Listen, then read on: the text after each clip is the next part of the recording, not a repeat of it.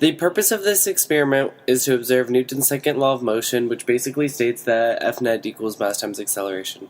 I compared several sets of data, one observed, one using a computational model that assumed gravity was the only force in the system, and another computational model that assumed both drag force and gravity were the only forces in the system.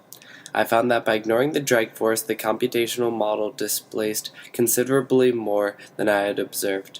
But by including a drag force equal to some constant multiplied by the square of the velocity, the results lined up much more nicely.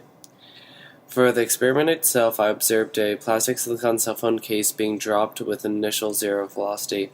The acceleration was non-zero and non-constant, which I determined because the position-time graph was nonlinear. The computational model works in summing over small time steps. Net force equals the gravitation force plus the drag force. The acceleration equals the net force over the mass of the phone case. I calculated gravitational force by multiplying the mass, which was 0.02126 kilograms, by g, which is 9.8. The drag force was calculated by multiplying b, some constant, by the square of the velocity. I found b to be 0.0038 by testing values and finding the one that makes the displacement in the model equal to that I observed. I found the velocity during time step by taking the velocity and adding the acceleration times time. I found the position during the time step by taking the original position and adding the velocity multiplied by the time step. I set the time step equal to the frames per second my camera shot at. So I had 0.033 second time chunks. All position, velocity, and acceleration force values were vectors pointed in the j-hat direction. The initial velocity and position were both zero vectors. The computational model differed in only that its acceleration was g. The observed data was calculated using Tracker. With the video, I selected the center of mass of the cell phone case in each frame to generate y position versus time values. I set the dimension scale by setting the height of the fire extinguisher to 0.33 meters. I then oriented the axes to follow the path of the phone case. The top of the video is the plus y direction, and to the right is the plus x. Looking at the results, the model ignoring drag force's displacement is greater than I observed. This means that the magnitude of the net force is too high. To account for this, the second model also included the drag force, which is a force that resists motion. The model with drag force more closely aligns with the observed results.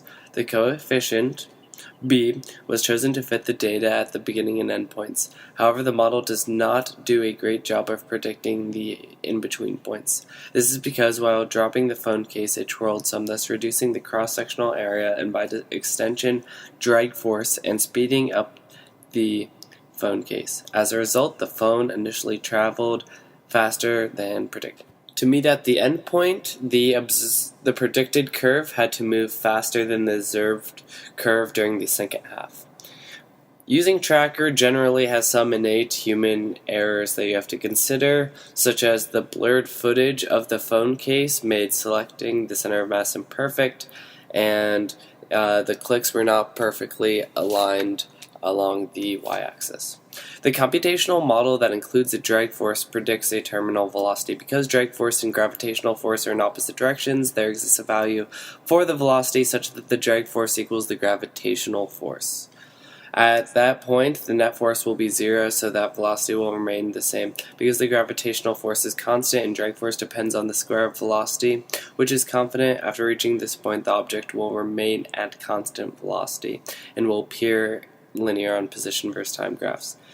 If the case was initially thrown downwards, the terminal velocity would still be the same. I created a model to test this, and it had an initial velocity of 3 meters per second in the negative y direction. And I observed the model for 10 seconds of time.